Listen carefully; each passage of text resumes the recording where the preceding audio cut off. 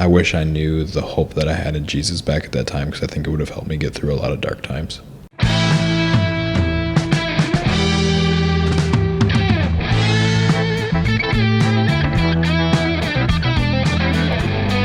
I'm Tyler. And I'm Greta, and this is the Rolling with Jesus podcast, Where we have real conversations, share real stories with real faith. Let's get into the episode. You know, I hate to break it to you, but this is the second time we're recording again because of me.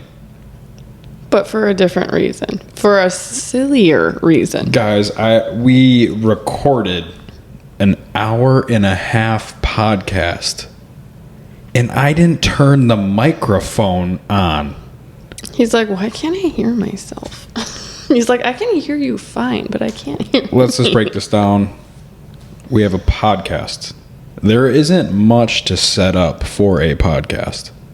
There is a microphone, and like all you got to do is plug that thing in and record. and turn it on. You'd think. Yeah. So here we go. But yeah, round 2. Once again, I'm 0 for 2 on the first 2 episodes of getting it done on the first try.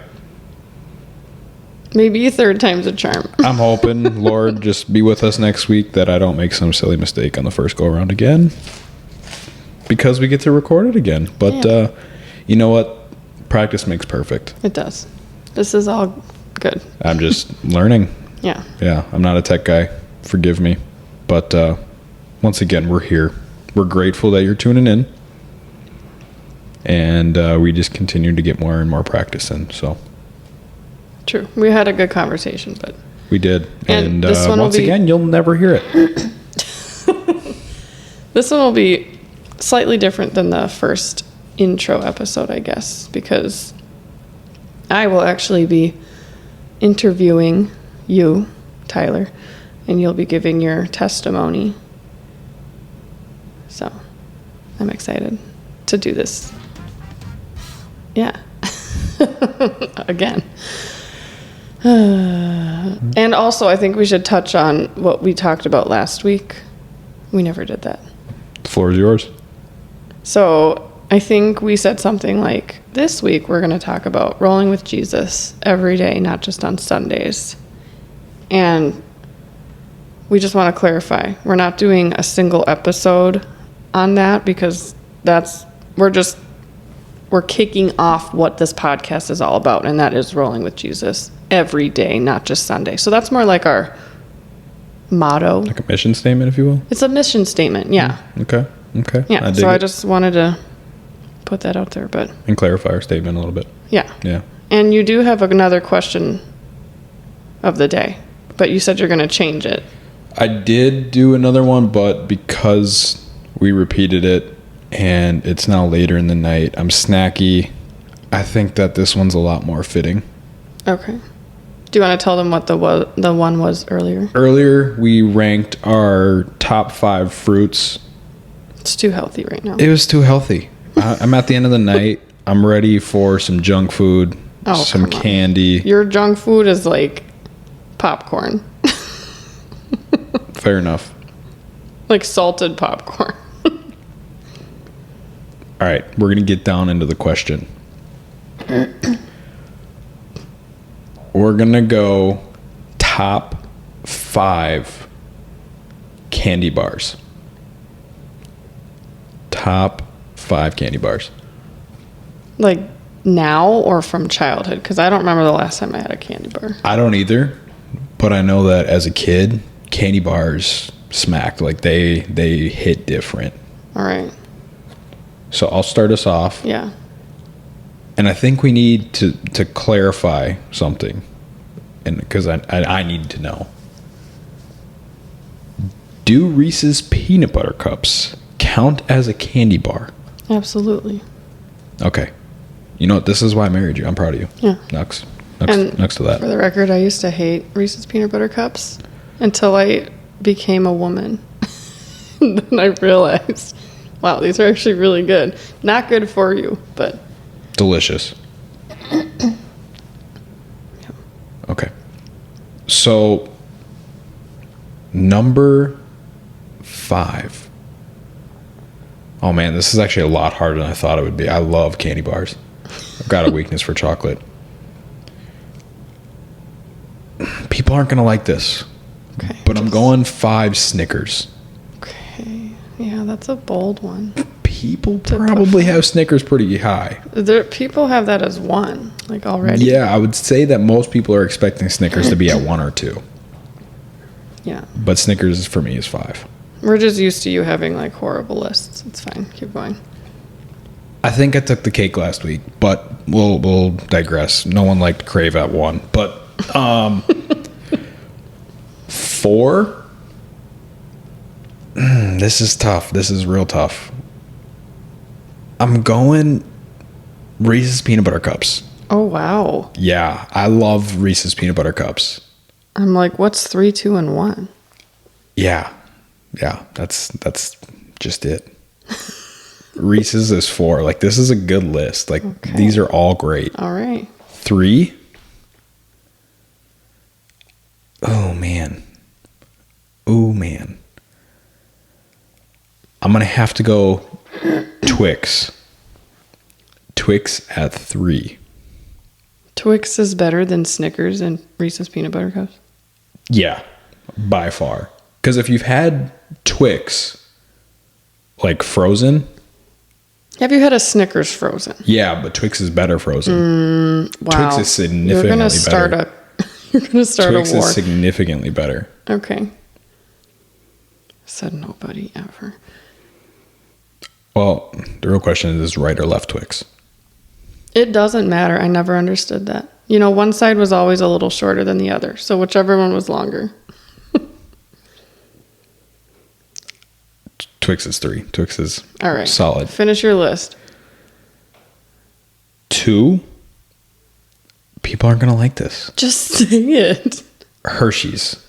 Okay. I love Hershey's. There's something that's different about Yeah. Hershey's chocolate. I mean, they're classic. Classic. You can't go wrong. Always reliable. Yeah. Always I delicious. back you up on that one. Just like regular or almonds or anything special. Any of them. They all are good. Yeah. All are well, great. Not the dark chocolate ones. Those aren't that good. It's better for you, though. When you eat them, you feel Yeah, better but about we're yourself. not talking about like we don't care about health right now with this Okay, list. but Hershey's is always reliable, always great. Number 1, people are going to absolutely hate this, but it's my favorite candy bar, Baby Ruth. I don't even think I've ever had one, so I can't even hate Oh my you. gosh. Baby Ruth are fire. Oh, that was Babe Ruth. That was the baseball player. Oh, Baby Ruth, the candy bar, though, is legit. I don't wait, even is know. it named after Babe Ruth? I don't know. Or was he named after the candy bar? That's a really good question. I don't know. If you know, please inform Weird me. fact of your Sunday. Yeah, I guess Yeah. if you know, share. But yeah, Actually, Baby Ruth. this will be a Wednesday. True. Sorry, guys. We record this on Sundays, and we put it out on Wednesdays. All right, your list is weird, but it's better than last week's. Your fruit, though, if you guys heard him, if you heard his fruit. All you need to know is pineapple's 1. Oh my gosh. Pineapple is far and away the best fruit All in right, the world. it's my turn. All right, go ahead. Okay, number 5 for me is gonna be Twix. That's too low. Too low. It is what it is. All right. It's good enough where it's number 5. It's on the list, could be worse. Number 4.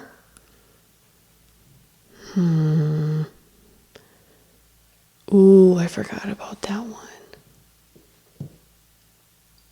Oh man. Okay, hold on. Now I gotta rethink everything.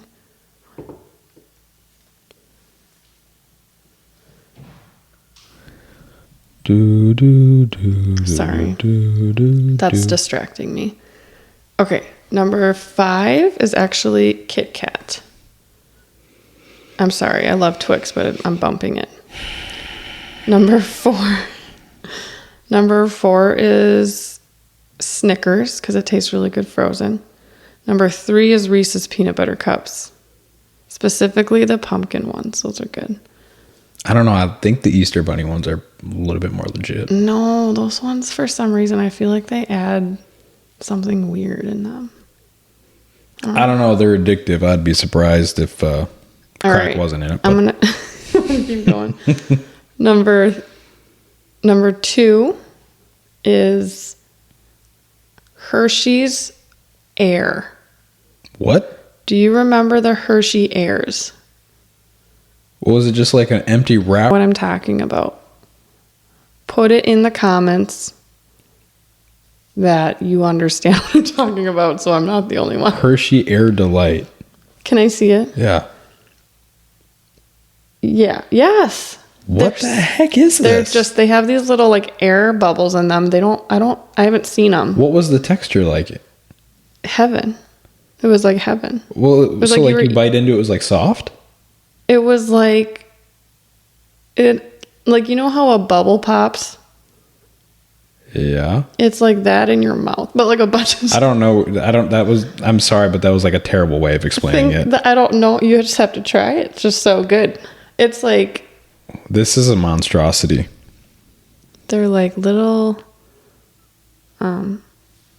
air bubbles that just pop in your mouth, and it's very heavenly. And Hershey's Air Delight was a line of aerated milk chocolate products introduced by the Hershey Company in June of 2011. It featured a light, airy texture with visible air bubbles, creating a unique melting experience in the mouth, similar to the British and Canadian candy Aerobar. oh, so we just copied. It's no longer produced or sold by Hershey's, and probably for good reason. Typical. Yeah. There's probably like carcinogens, although, I mean, what doesn't have? I've never heard of that in my entire life, but now I'm super interested. But If you do ever get the chance. I don't think I will because it's no longer made. Well, the Minnesota largest candy store might have them. I bet that's the only place that sells them now. Or maybe, again, they took them off the market for a good reason. But, all right. Number 1. And number 1 is, are you ready? I need a drum roll. I don't know how to do a drum roll. Like,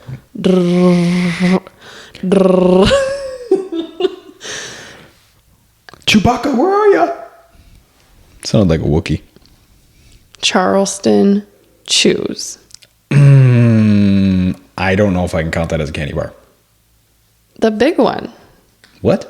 I've only had them in like the chews.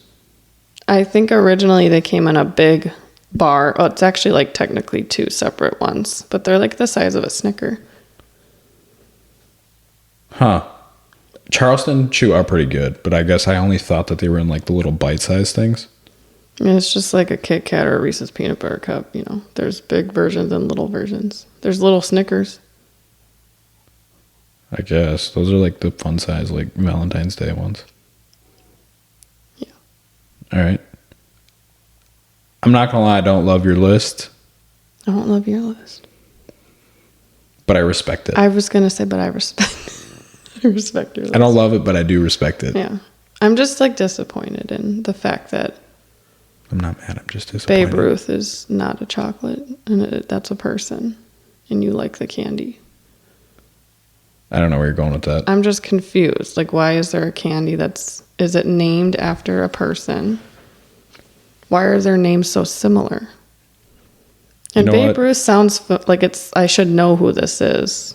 Yeah, Babe Ruth was a famous baseball player. Was he like really good? Yeah, one of the best of all time. That's why. That's why what? That's why we know his name, because he was just really good at baseball. Yeah. That's it. Yeah. Dude was legit. He was like the first all-star baseball player, Okay. I think. I guess. I don't know. He's like one of the biggest names in baseball that like at the beginning, I guess. I don't know how to explain it. Yeah, I mean, this episode isn't about baseball, so we can be done. I don't know. We can make it about baseball. All right. So I'm going to interview you. You're in the hot seat, and you already know what my questions are. But now I guess you get to have a go at them again. Take number 2. Yeah. Are you ready? I'm ready. All right. Give us, this isn't really a question, but give us a little backstory of your childhood. What was it like growing up? Grew up in Burnsville, Minnesota. Grew up in a house that kind of had a lot of change. And what I mean by that is that there was a lot of family movement. My parents were married. My biological parents were married until I was 3.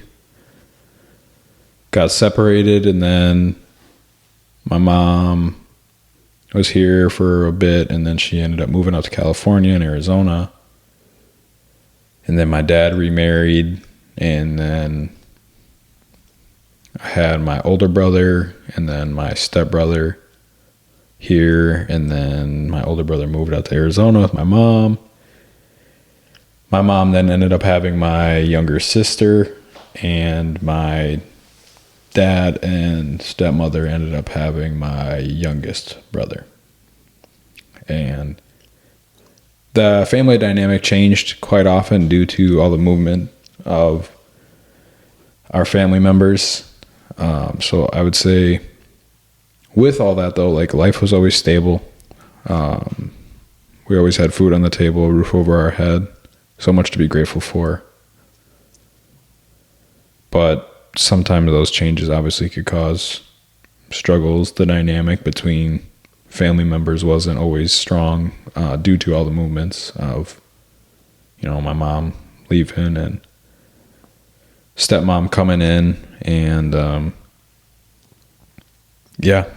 lot of change, but not like one specific event or anything like that to really point to that's like childhood ruining or anything like that. And you were really involved with sports pretty much that was your childhood. Yeah, sports was always my sanctuary for sure. What kind of sports did you do? Grew up playing baseball, basketball, football, and ran track here and there. I don't like track, not a runner. Never have been, never claimed to be, never want to be. But you joined track because it I was helped with forced your to. speed. Yeah. My dad was a big track guy.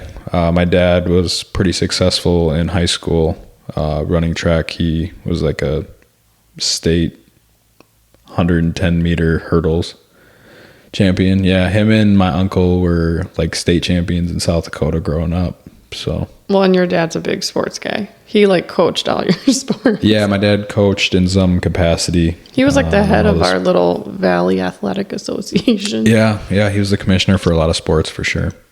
Sports is part of the DNA for sure.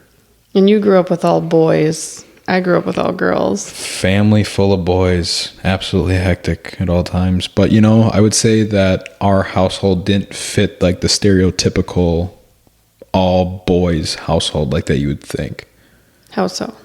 Like, I think the stereotype with all boys is that it's just like rambunctious and like they're constantly picking on each other and constantly fighting, and that really just wasn't the dynamic. My older brother and I were 6 years apart, and I would say we probably fit the stereotype a little bit more because we were, close. And not to say that me and my other brothers weren't close, but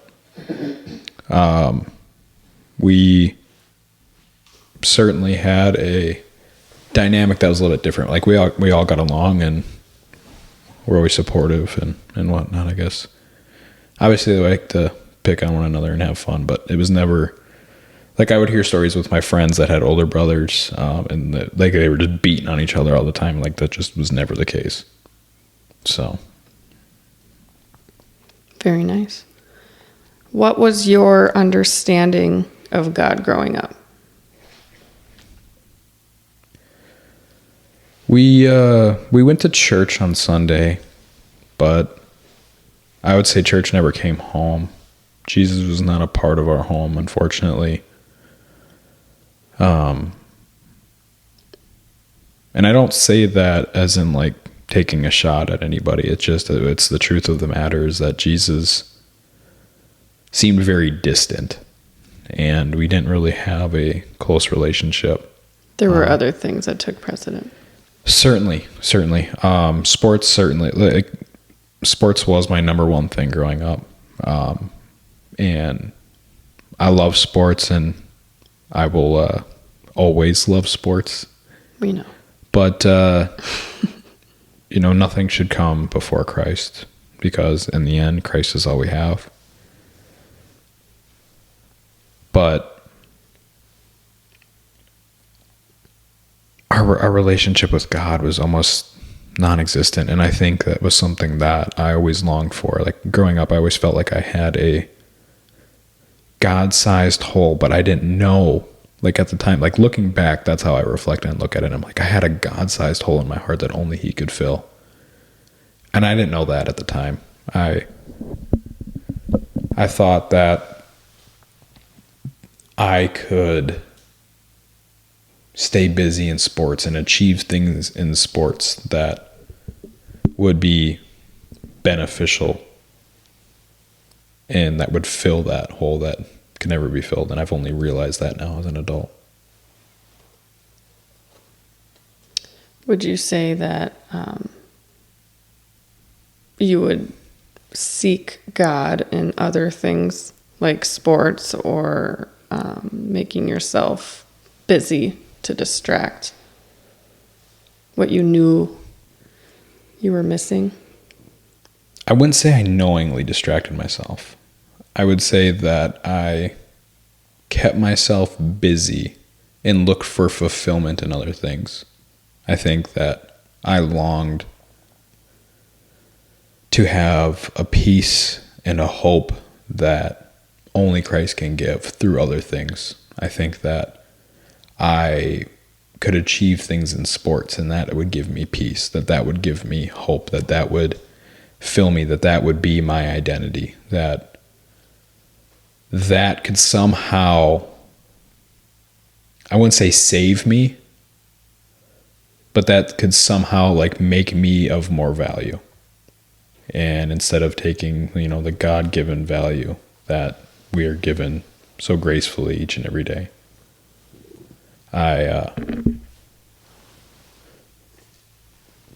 Sorry, our cat just jumped up on my lap. Bit distracting. Yeah. But yeah, I try to fill that void in my life with other things, for sure. What circumstances led you to start seeking God? Well, I think that question is hard to answer for me because I wouldn't say that there was one specific moment that was like, I need to, I take that back, because that's not true. I was like, I know one moment. I'm kind of fast forwarding. Yeah. Back when you were pregnant with our daughter. 2022. It was a year after we got married. Yeah, so back in 2022, I had started a new job, and I had just had so much time on my hands to think while I was kind of learning the new job, because I had completely changed career fields, and in that career field, it takes a lot of time to understand and wrap your mind around the things that are required and to get the approvals needed and all that type of thing. And in that time, it was really hard for me not to let my mind just race. And I had a fear growing up of death, because there was a third grade teacher, Mrs. O'Connor, if you're listening to this. I don't hold this against you personally. I think you were a great teacher. Oh, but you traumatized me. But you did say something that traumatized me. And it was talking about how the sun is supposedly supposed to take over the earth in 5 million years, and all of a sudden I'm going to snap my fingers, and like the Thanos scene in Endgame, we're gone. And to a third grader that's sitting in class learning about science, it was pretty overwhelming to all of a sudden just like think of any remnant of my being. Obviously, I wouldn't be alive in 5 million years, but like any remnant of me being gone, like my grandkids, however many generations, like they couldn't even like see my gravesite type of thing was just like so overwhelming to me. It's like crazy, and I just realized this because I know this story very well. It's crazy that a third grader even thought that far. Because I'm sure we all learned that, and I was just like, oh, okay, good thing I'll be super dead, so I won't care. Yeah, I would say that I've always been, I'm trying to think of how to word this. I've always been somebody who,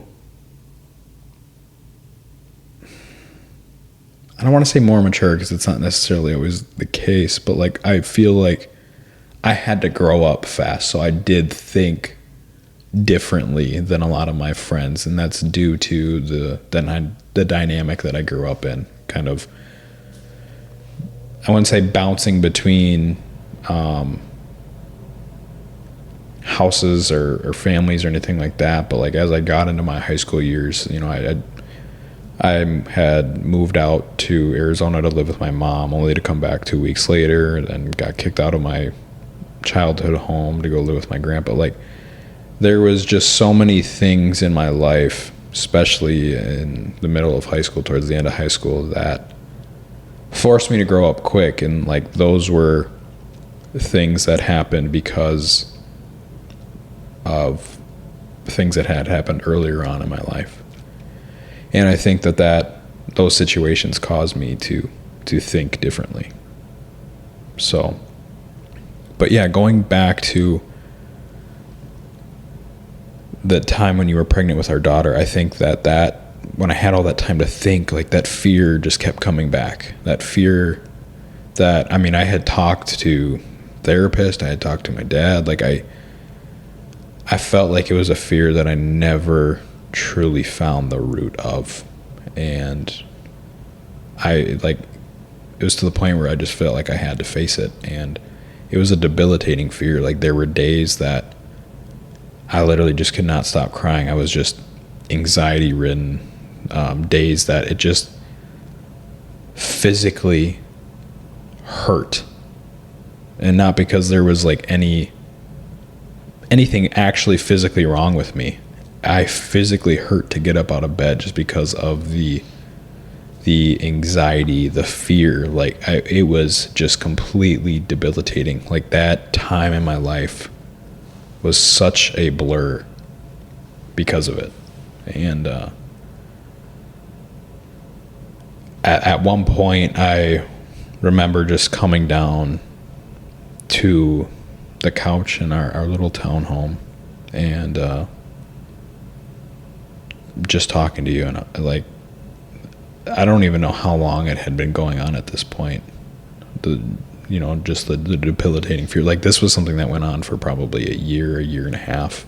I mean, it was your whole life pretty much, but it had been spiraling kind of out of control since rapidly. I'd started that new job. Yeah. And when you found out you were going to be a dad, it was like all this pressure. Yeah. And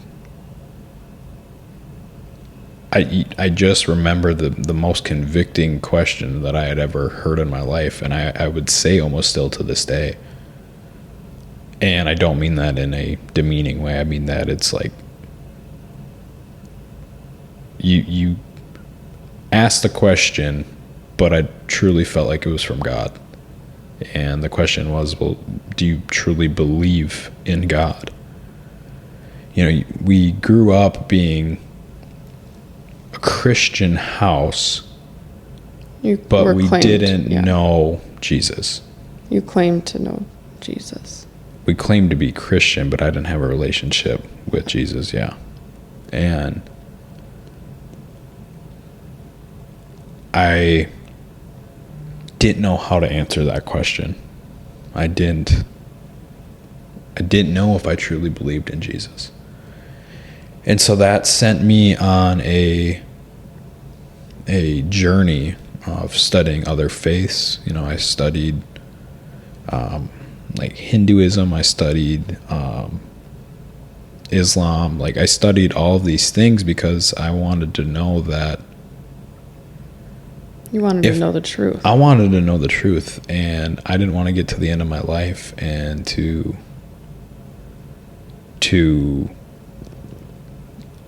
speak to my creator at some point. And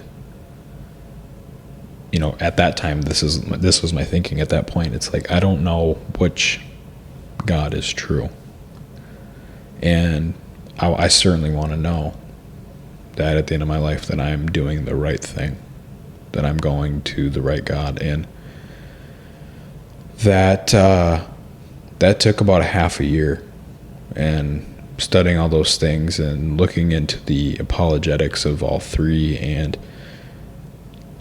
I'm not saying this in a demeaning way, but you know, it's pretty easy to rule out a couple of them just because they weren't founded upon anything other than folklore. And again, I don't mean any of this in a disrespectful or demeaning way. This is through my mind and how I understood things. And this is through research that can be proven. And through research, and through people that are a lot smarter than myself. And I came across Christian apologetics and Dr. Frank Turek, Dr. Tim Keller, Billy Graham, Craig Rochelle, C.S. Lewis. C.S. Lewis, yeah. C.S. Lewis is another great writer. Greg Laurie. Yeah, I mean, the list goes on. And I had met with pastors and whatnot from our old church. And we'll get into it in another episode, talking about like the background that the Christian faith has. But like the Christian faith is not founded upon folklore. It's founded upon truth. And there's so much science that backs it up. There's so many things that we can believe in tactically that point us to our faith in Jesus. There's so much evidence. Yeah. And the one thing that I should kind of say, for the people that don't know me, I'm very tactile in nature. I'm very skeptical. So like everything that I read or whatever, I'm always cautious to go all in with all that. So I'm like, I can read this, but I need to have evidence that backs it up. You were definitely I'll believe it when I see it. Mm-hmm. Which I think a lot of people are like that. Doubting Thomas for sure. I was going to say it's funny because Tyler's middle name is Thomas, and so is our son, Jaira Thomas. But, you know, your middle name being Thomas, it's like, oh, you're being a doubting Thomas. Yeah. Yep. And yeah, it was a journey for sure. I don't want to take up too much time because that was a long-winded answer, but I mean, that was a heavy question. So, yeah. All right. I mean, you kind of answered this, but what fears and doubts did you have at first, and which ones do you struggle with currently? I think at first, kind of going back to that last question, I struggled with, you know, am I believing the right thing? Am I doing the right thing? Like, am I being honest with myself when I do all this research? And that's a heavy question, because whatever you end up believing out of this is the result that will change generations. And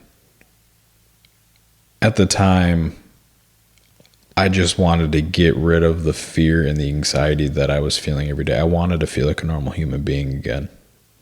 And those fears, you know, were hard to deal with on a day-to-day basis. Like I've said, it was hard to even get out of bed. And so I wanted to make sure that I was going down the right path. And so that's why I studied it so long, and slowly but surely started reading scripture and praying and there was this one time that I was praying and praying and praying, and I'm like, Lord, just let me see. Let me know for sure that it's you talking to me. I'm doubting, and I want to know if I'm truly believing the right thing. And you can validate this because I've told you this story. This is a funny story, but God has a good sense of humor. And I'm not trying to give too much information, but I was in the shower. I'm just praying. I'm like, Lord, please, please, please. And all I hear from God is purple elephant. And I'm like, what? And like this, guys, I'm not saying I've ever heard the audible voice of God, but I am telling you that I felt purple elephant. That was put in your mind and Like, on your heart.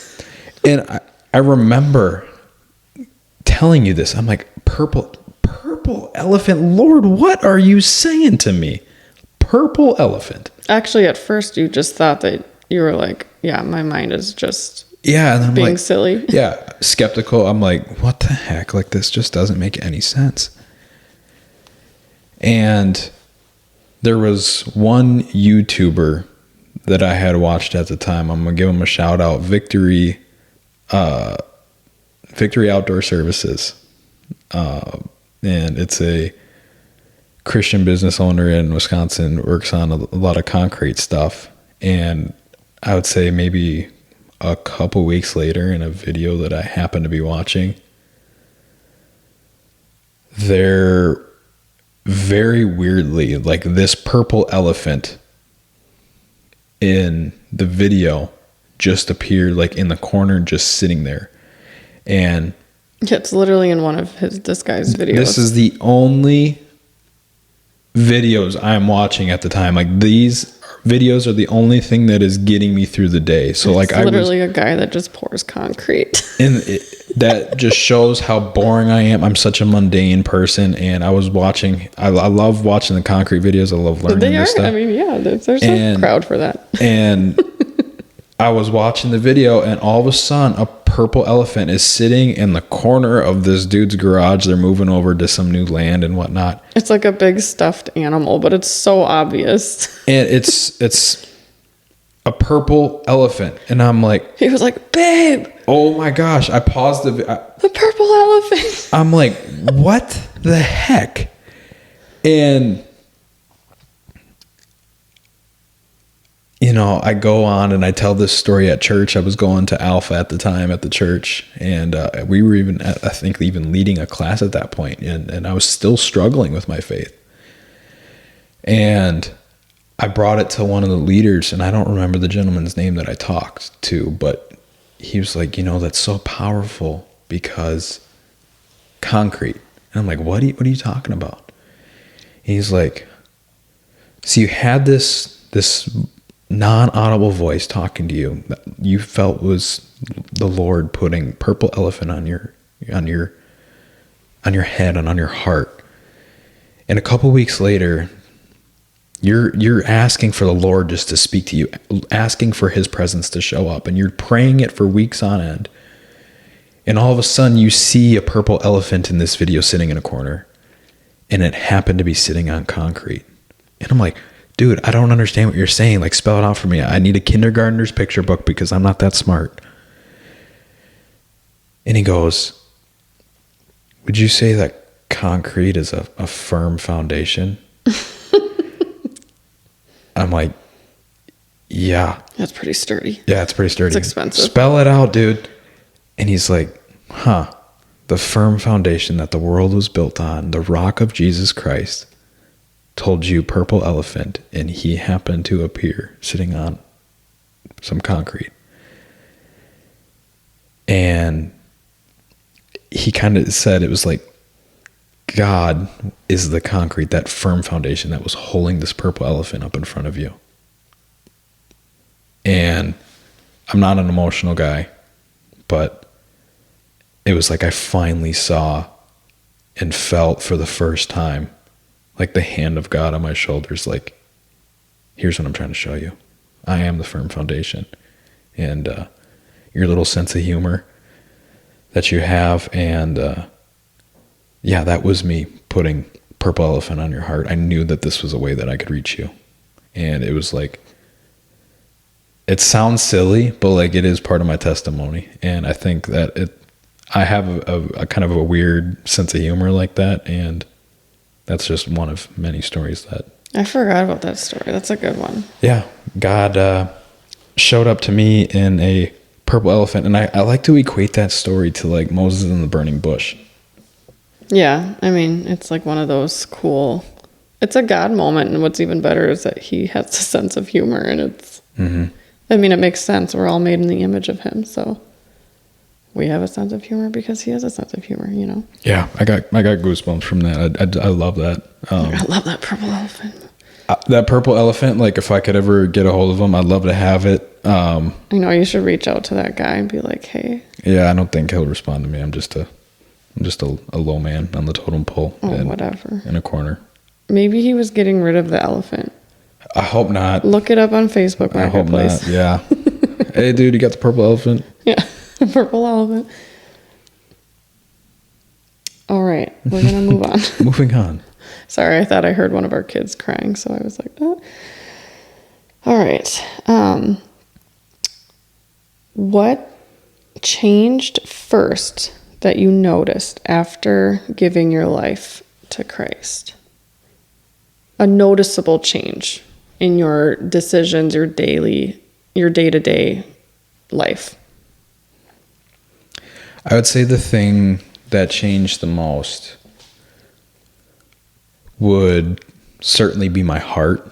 But when I say that, I mean that when I first found Jesus and like truly gave my life to Jesus, it wasn't very long after that purple elephant story. And I had been baptized and like I was still going through the sanctification process. Like I do believe that, you know, I called on the name of Christ before that purple elephant, but like that was what like solidified my faith. Like I had done all the research. I like knew that God was like, fine, you want something tactile? I'll give you something tactile. I knew the truth. Yeah. I knew the truth at that point in time. And I think it was just like still kind of walking up the hill of the valley. And I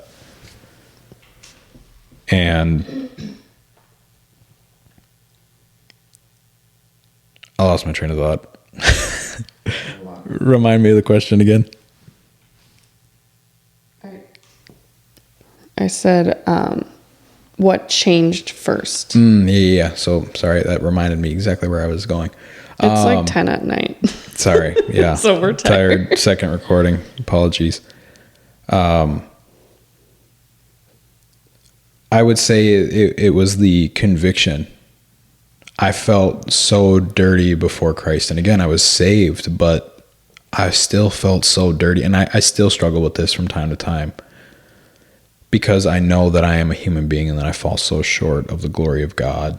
And so you noticed your sin. I felt conviction on a new level every day. The way that I spoke, the way that I talked to people, the way that I treated people, I felt horrible. And it was my nature at that point in time to swear like a sailor, to watch like TV shows and movies that weren't glorifying to God. And why I say that is because we have to protect our hearts and our minds. Like I kind of said in that last episode, when you open your eyes to the things that aren't godly, your heart will follow.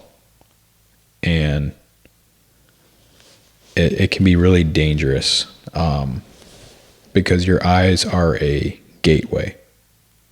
And so we have to, train our eyes to match our heart goals and our mind. And know too that like we are born into sin. Mm-hmm. Our flesh is naturally, wanting to sin because sinning is fun. It is. I think, who said that? There's many people. Brandon Lake, I think, is where I heard it from. Okay. And he's absolutely right. It's fun to sin. but it's such a temporary cover up Yeah. for a God-sized problem. Yeah. And you usually end up finding yourself dehydrated, and there's, only one One way to quench the thirst. way, and that's Jesus. And also, not to mention the evil one. Yeah. This is a completely different episode, but again, just there is a spiritual realm around us that we cannot see. And I'm like kind of grateful because like in my head, I imagine it's kind of scary, but at the end of the day, we do live here on earth with the evil one, and he has 3 goals: steal, kill, and destroy. And what better way to do that than to deceive God's children's hearts so that they end up following him and not spending eternity with Yeah, the he just Father. wants to take us out of God's kingdom. Like, that's all he wants to do. And it's so easy, It's so easy. We fall into it, and all he's got to do is just keep us there. Yeah. And I think when you're starting to say yes to Jesus, we kind of talked about this earlier. You have this fire, Yeah. this high almost is Yeah. the word I used. And that kind of keeps you going, and it lights you up for a short while, and then it kind of fades away, and you get tested, and you have mountain seasons and you have valley seasons, and you kind of have plateau seasons even. And it's Yeah. like, no matter where you are, like God is there with you. And sometimes God puts us through those valley seasons to refine us. Psalm 23. Yeah. And sometimes we fall into that. Sometimes we are thrown into that. Yeah. Sometimes we're tempted into those seasons and it feels alone, but God is there with us. And anyway, I'm going on a tangent. All right. I'm going to ask, or are you done? Well, yeah, I was just going to, add to that. No. If if God sent Jonah into the belly of the whale, if he sent Job through the darkness that he went through, if he sent Shadrach, Meshach, and Abednego into the fire, remember that there is a 4th man in the fire.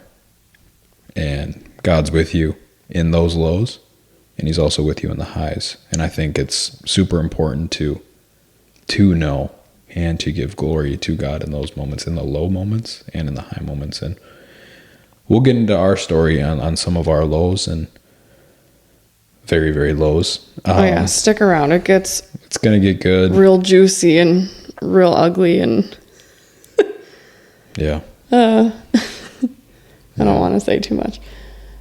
All right. What are some of the things that you had to let go of when you first became a Christian? Some things I had to let go of. Or let me rephrase that, because that's like a pretty big question too. What was the hardest thing you had to let go of? One of the hardest. I would say control. And I think that's what we have to continually make that decision, is to give up control. The Bible tells us to have self-control, but it never tells us to have control. And I think that's, really important to note. And I saw that in a video recently, and it was mind-blowing to me. But yeah, then going back to that, it's all about control. And because I think the human mind, and I think that a lot of us naturally want to take control in situations, and we still fight this even though we're saved. We still fall into this trap. You want to be in control of every situation because it makes you feel comfortable. And I don't know where this saying comes from, but like, it is like, get uncomfortable, because by getting more uncomfortable, you'll become more comfortable. And it's a very complex thought, but by pushing your boundaries, you're only going to feel better into every situation that you walk into. And that's kind of been something that has been my change, is like, all right, I'm not an extroverted human being normally.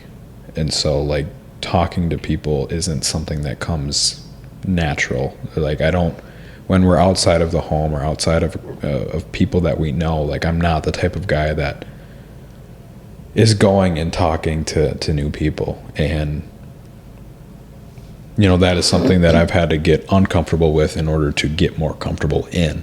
And that's just one of the things that, you know, and I'm saying that because I've talked to so many more people at church, and that normally I wouldn't have extended that, you know, that first conversation or whatnot. But getting back to the control piece, sorry, sometimes I have a tendency to ramble.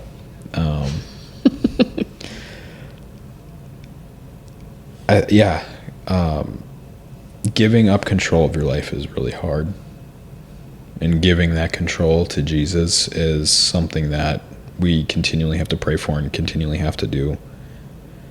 And that's really hard because as a father and as a husband, you are called to be the leader of your home. And leader of your home doesn't mean I put myself first. Being the leader of the home means that I put myself last. And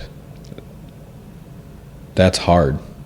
It's like when Jesus said, and I'm not comparing the man of the house to Jesus, but we are called to try to live like Jesus as much as possible. Mm-hmm. He said, I did not come here to be served, but to serve. Mm-hmm.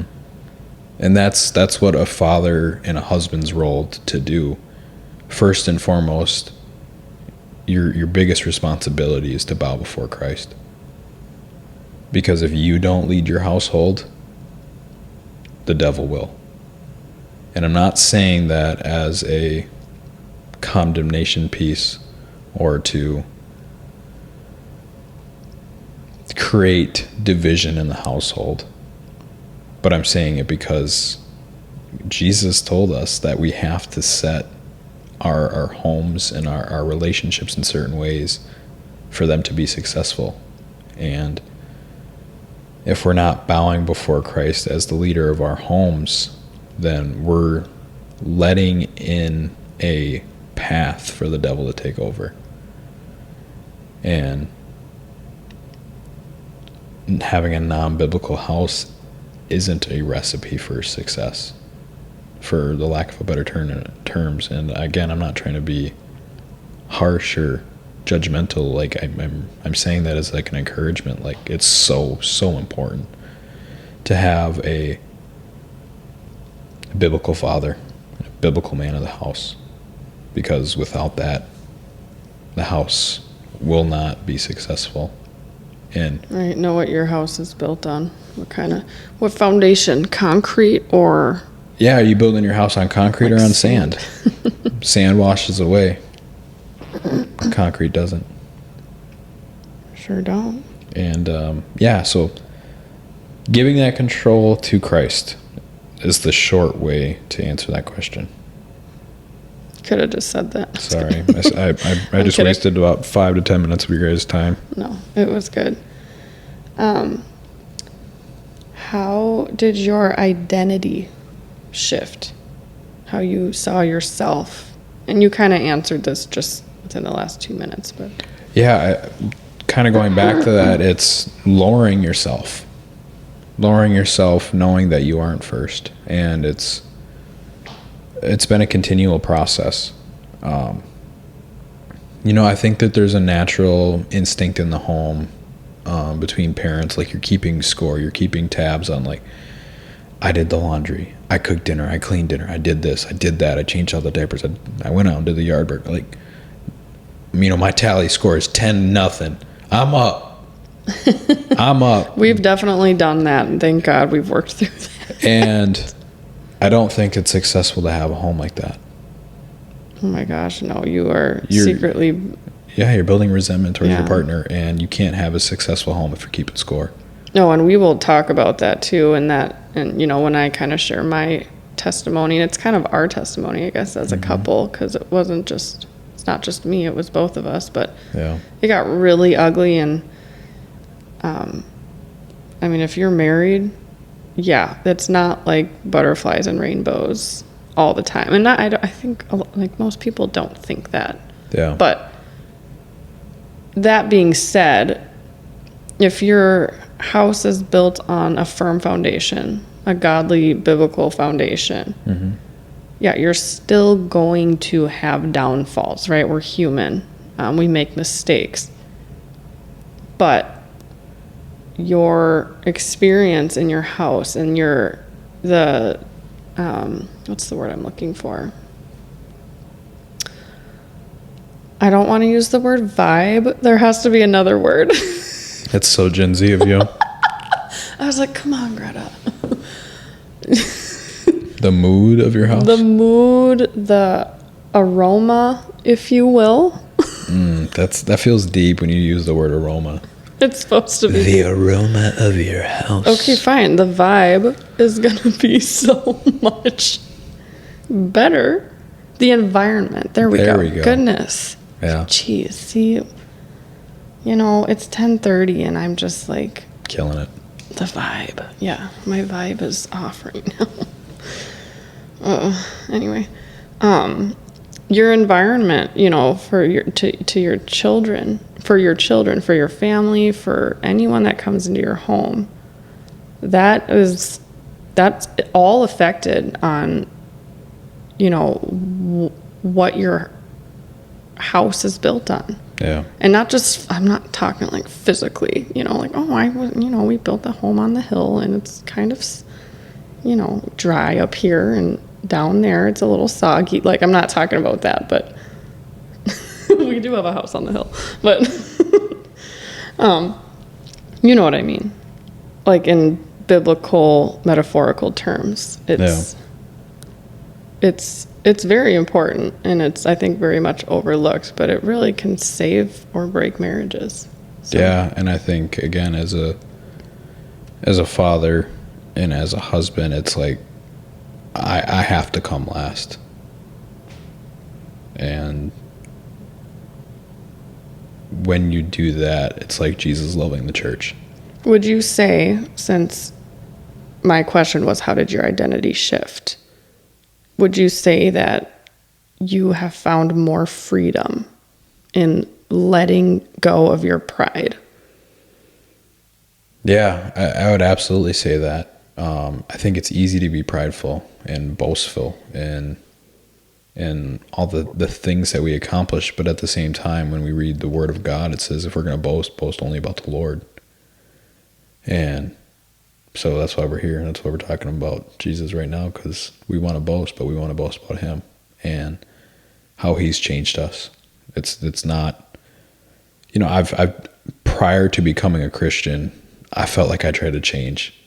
I'm like, I'm going to change this about me because I don't like this feature. None of those were sustainable. No, it only lasts. It lasted, like, it was good for about 2 hours. That was nice. And then it was like I was back to MF and people behind their back and how many speak very nicely, and like books and podcasts and TV shows, movies. It's all about me, you, your best self, your best you, self-help, empowering, success, money. Want to be a millionaire? Like all of these. Not once in the Bible does it tell us to put ourselves first. No. I'm going to leave it at that. Next question. How has your view of the world changed? Drastically. Very drastically. Care to elaborate? No, that's it. Drastically. Next question. Next question. It certainly has changed. I see everything through a biblical worldview now. One, because I know it's true. There's no doubt in my mind that everything that God's word teaches us is true. Do I understand everything? Absolutely not. Will I ever understand everything? No. I don't know physics. I don't know how all that works. I don't know how God made the world in 6 days, but I know that I'm here. I know that Jesus walked out of that tomb, and I know that he's alive. And if creation is possible, everything else is possible. And that's realistically, like, you see healings and you see miracles happening all around us. Shoot, us waking up tomorrow is a miracle. Why? Because God created this earth and we're waking up upon it. And, you know, we just happen to be at this perfect tilt. We just happen to be in the perfect conditions for life. Yeah, I've heard it said it's like one in a times like a 63 to like the negative 10th power possibility. It's something absolutely ridiculous for all of these things to possibly be true. Yeah. And I'm sorry, like, I did a horrible job at explaining that right there. Like, go listen to Lee Strobel. He's the one that explained it significantly better than I did. Again, I'm not that Lee smart. Strobel's another good one. Lee Strobel is incredible. Yeah, if you haven't read The Case for Christ, start there. Oh, he was a super devout atheist. Yeah, no, Lee Strobel is... he kind of did you went down a similar path. Yeah, no, absolutely. I listen to a lot of Lee Strobel stuff too. He's another great one to lean into. I would like to add something. Yeah. So my question was, how has your view of the world changed? Mm-hmm. And I would say recently, honestly, ever since COVID, like, there has been, I don't need to go down this rabbit hole. Come on now. But there has been a lot of political uproar and just a lot of commotion amongst... Oh, we're getting political, huh? No, we're not. There's been a lot of commotion amongst, you know, communities and the people. Yeah. And it really just goes to show that, you know, for me, and I know this is like your time to shine, but I just wanted to add, my worldview has changed. And I'm saying this too because I know that you agree with this because we talk about it quite often. Yeah. You know, there are a lot of people, and I used to be like this. Actually, I take that back. I used to not care an ounce about politics because I never understood it. I did not pay attention in civics or any of those classes. Yeah. And I still don't understand it very well. But I used to put my hope in the government or the, you know, whatever big organization, the food industry, whoever had power, because I just believed, like, well, they're for the people and so they must be good and blah, blah, blah. And it's like, okay, even if the majority of them are doing whatever they're doing for good, they are still human. Yeah. They are no better than you. They are no lesser than you. Yep. That guy begging on the corner with the sign that says, please feed me, is no lesser than you. That person driving the Maserati and, you know, making $1 million or more a year is no greater than you. We all have to answer to the same God. And I never really understood that until it was around COVID when I realized, like, oh my gosh, I totally fell into this pit of this pool of, like, oh, you know, this is who I need to put my hope in. And when the government messes up, like, I feel so hurt inside. And not that you can't feel hurt, but, like, I almost, like, lost my identity in it. Yeah, and that's happening now. Yeah, it's something that we as a society have fallen into. We put a lot of hope in worldly things and look how broken it leaves you. Yeah.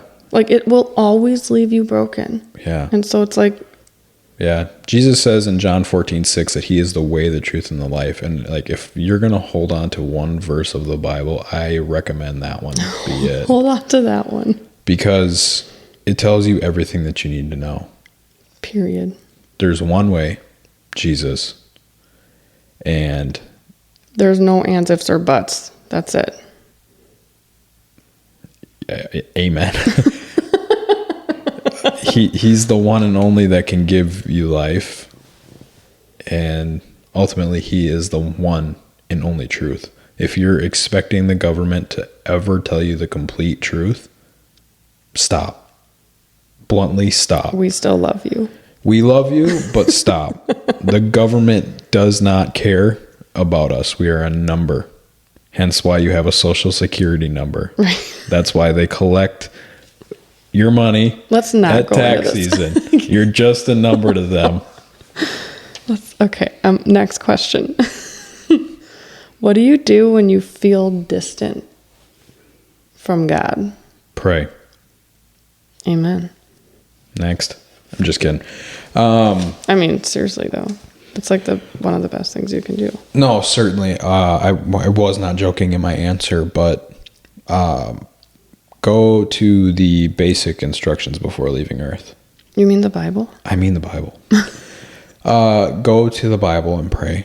And I think a lot of people, including myself, I've fallen into this trap, especially when I was early as a Christian. I'd be like, all right, God, what do you want to say to me today? I'm just going to turn to a random page and at Job. Job lost all of his family and kids and they all died or whatever. You know, I'm not quoting. He had like a horrible, horrible life. Yeah. If you don't know the story of Job, I've read it a number of times, but my memory is horrible. Well, he had a great life and then a horrible And then, yeah. catastrophe. Yeah. Yeah, or it's like the locust came and like swarmed Job or whatever. You know, like if that's the page that you're opening up to, expecting that like that's how God's talking to you, not saying it's impossible. Matthew 19:26, Jesus looked at them intently and said, humanly speaking, it is impossible, but with God, everything is possible. So again, I'm not saying that God can't lead you to open up the scripture and fall to a certain page, but I'd say it's not a best practice to just fall into every single time. And honestly, it's your like heart posture there too. You know, when it's like some people do over spiritualize things, and that is all under fleshy control. Yeah. Like I'm saying that if God wants to speak to me, he's going to show me the magic page. And again, not to say that he can't do that. I mean, he has done that. But like, who are you to say that this is what God's going to do now? Right. Yeah. And I've definitely done that too as like a middle schooler. I think I did something like that. Yeah. Yep. 100%. And I just caution that. I just don't want people to be led astray, and I don't want to lead people astray. What would you say is for those that aren't really into the Bible quite yet, or maybe that sounds kind of scary, where would be a good place for them to start, or where was a good place for you to start? Yeah, it's a really good question. I'd say if a new Christian came up to me on the street and was like, you know what, I don't really understand the Bible, but I want to know Jesus. Why on the street? Well, are you just standing on the street? I'm saying like I'm not saying like physically on the street, but or like just on the street. Okay, my question was, where would you start in the Bible? I would say the Gospels. Start with the Gospels. What is the Gospels? I'm so glad you asked. Let me tell you. Matthew, Mark, Luke, and John, the people that were closest to Jesus, and well, two of them didn't actually know him personally. Yes, but they were very close and to his disciples and to the other people that were with him directly. So start in the Gospels. Gospels translated means good news, and it's the good news about Jesus' life and why he came to earth and his saving mission to bring us salvation. Start there. I really am a huge fan of Matthew because Matthew, his writing style fits how I think, detail oriented, and that fits my thought process. So I would start there. And then I also really like John. John, I think I might not do a very good job at describing because I'm very bad at describing anything. John is more of a spiritualized writing style, I would say. Poetic. Poetic's a good way to describe it. Yeah, more so than Matthew. Matthew's and so very is black Luke. and white. Luke is kind of poetic, but I really like Luke's version too. Yeah, absolutely. All are good, and I think the coolest thing about them is that it's 4 different ways of writing about the same things. And I know that a lot of skeptics say, well, like, why don't they perfectly match? And it's because there's different viewpoints on different things. And so, Well, they're 4 different people, you know. If you ask 4 people to write a book about the same thing that they experienced, it's probably not going to be the same. well, also, and I think it leads to the truth of it. If you had 4 exact word for word copies, you're just telling Sketchy. a story then. Sketchy. I'd question their credentials and their, Yeah. you know, legitness. Is that a word? Legitness. It sounds like a word when you say it like that. All right. What would you tell little Tyler now? Now knowing what you know.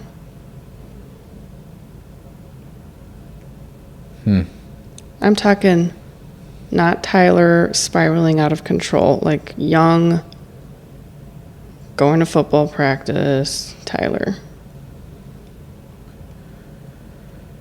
Yeah, I would say have hope. Because there were a lot of days that I would go home as a child that felt hopeless because of the situation that I would be going home to. And I'm not saying like I'm hiding anything that happened at my house. But like growing up in the home that I grew up in, it wasn't always the most comfortable just due to the dynamic that I grew up in. And I felt like I was always kind of like the black sheep of the family, didn't really fit in. And I'd say have hope, because once you know Jesus, everything changes. And I wish I knew the hope that I had in Jesus back at that time, because I think it would have helped me get through a lot of dark times. Would you maybe tweak it a little to say put your hope in Jesus? Because a lot of people search for hope, but they look for it in different ways. Yeah, I'd certainly, and I think, yes is the simple answer. Ultimately, what I'm trying to get at is that Jesus is our only hope. Yeah. So find the source of that hope, and then put your faith in Jesus. And I promise you, if you don't know Jesus and you come to know him, that he will change your life. But he's a gentleman, so you have to invite him in. He's not going to force himself upon you. True, and I bet he's been knocking on your door. I'm hearing like, Knock. Oh, yeah, exactly. Heaven's door. That's a good song. mm-hmm. All right, last question. What is God teaching you in this current season of life? Yeah, I'd say to have trust and faith. And not like faith like I'm in an unbelieving manner, but Like of his existence. yeah, no, not that. We've been in a trying time over the past. 2 years? Has it been 2 years? It's been 2 years. It's about 2 years That we've lived in this house. That's crazy. And from the day that we moved in this place and the situation surrounding this and our life has just, nothing has been like consistent. There's been constant change and a number of different things that have gone on that we'll get into on another episode. Having faith and trusting him in the unknowing. I have been working a lot, and you're home with the kids and the puppy, and just have a lot going on, and sometimes it just feels like we're in a cycle that's just never going to end, and it's very tiring, and we don't get much time to sit down, relax, or even sleep that much. And Trying to get our house in a livable condition. And yeah, we bought a complete fixer-upper that needed, like, there's not a square inch of this house that doesn't need to be touched or loved on. Like, it's not just cosmetics like we thought. Yeah. So having trust and faith, like financially, that God will help us through, and doing the fixes that we need for our house and for our family. And We lived without a kitchen for over a year, and No dishwasher, no oven. We didn't even have running water for the first couple months that our youngest was born. yeah, I don't know why we chose to go down this path, but Some might call it destiny. yes. So having trust and faith in those hard times, those long days, it's like sometimes you just feel like you have nothing left to give, and it's like, Lord, I just need an ounce of energy just to get through. I need an ounce of patience to get through this moment. I need an ounce of your presence just to give me peace to get through this moment. And that's the field, or that's not the field, but that's the season of life that we're in, is really just calling on Jesus and, really holding to everything that he's doing. And I would like to add the power of prayer. I'm not going to lie. I belittled and honestly doubted until very recently. I think that's easy to fall into for a lot of people. And I mean, that's something that I think all Christians can struggle with from time to time, is like, go read the Psalms. Like, we're calling out to God, and it's like, God, are you even hearing our prayer? Like, those are true feelings from Christians, and it's okay to call on that. We have a big God, and I would call on his name, and I recommend to do it, because even though you might not feel him answering your prayer, I can promise you that he is listening, and I can promise you that he will answer it. He may not answer it in the way that you want it to be answered, but he will answer it. When he opens, when he closes one door, he'll open another. That's who our God is. Amen. Any further questions?